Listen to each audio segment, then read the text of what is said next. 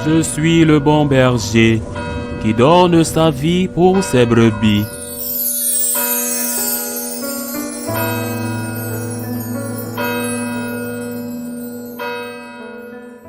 En ce temps-là, Jésus revint à la maison où de nouveau la foule se rassembla, si bien qu'il n'était même pas possible de manger.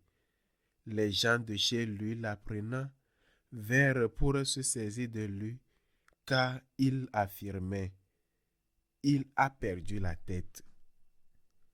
Acclamons la parole de Dieu. Pourquoi Jésus est considéré comme un fou hors de lui-même? Il était avec ses disciples et il y avait une foule immense qui arrivait au point où il ne lui laissait même pas un petit bout de temps de manger. Il est considéré comme un fou parce qu'il se donne, tout juste parce qu'il s'abandonne totalement sans mesure. Il était hors de lui-même parce qu'il s'était mis au service des autres, et ces autres qui l'utilisaient sans mesure, au point de ne même pas lui laisser permettre de se nourrir. Et la réaction de sa famille, cette famille qui venait pour le protéger.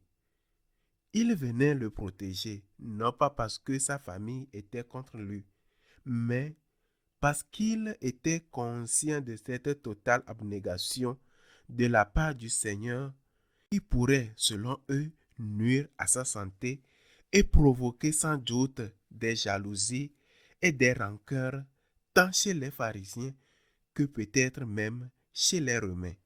C'est l'équilibre, et c'est l'équilibre de celui qui se donne et de ceux qui aiment celui qui se donne, afin de le protéger de ce que cette donation pourrait lui faire de mal.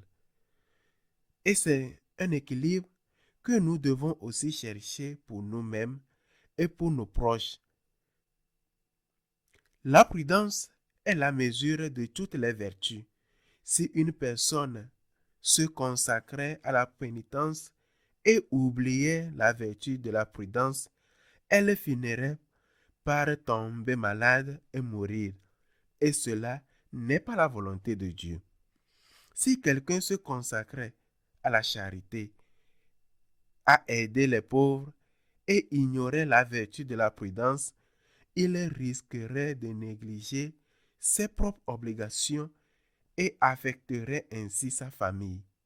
Si une personne se consacrait au service, un prêtre, un missionnaire ou un laïc, dans un lieu extrêmement nécessiteux, après une épidémie, une guerre ou une situation de famine, mais oubliait de prendre soin d'elle-même, elle tomberait malade et ne pourrait plus aider personne, car ce serait elle qui aurait besoin d'aide.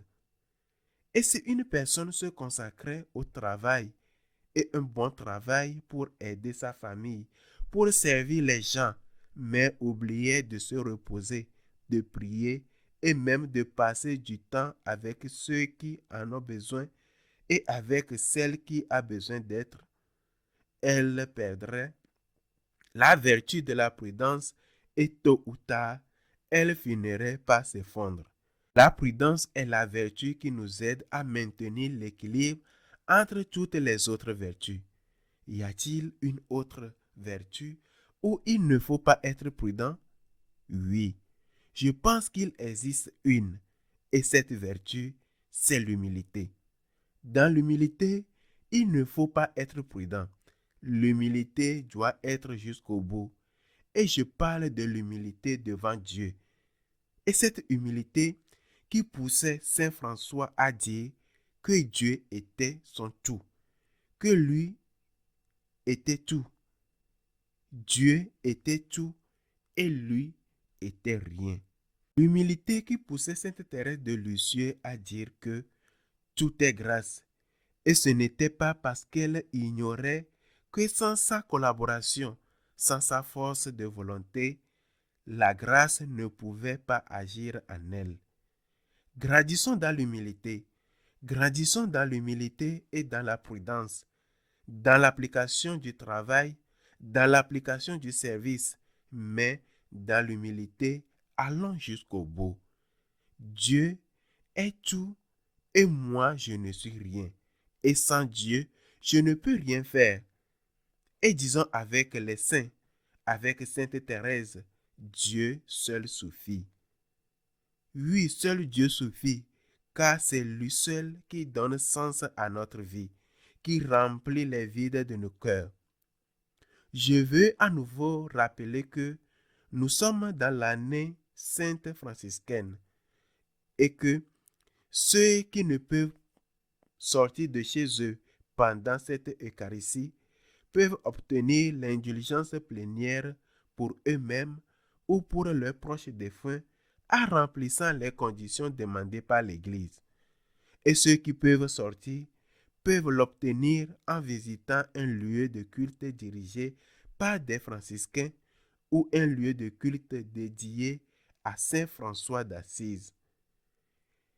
Et quand je parle de lieux dirigés par des franciscains, je pense aussi aux couvents de cloîtres comme ceux des sœurs Clarisse, car elles sont la seconde ordre des franciscains. Que Dieu nous aide à devenir saints et à nous abandonner totalement en imitant l'exemple de Saint François. Qu'il soit ainsi.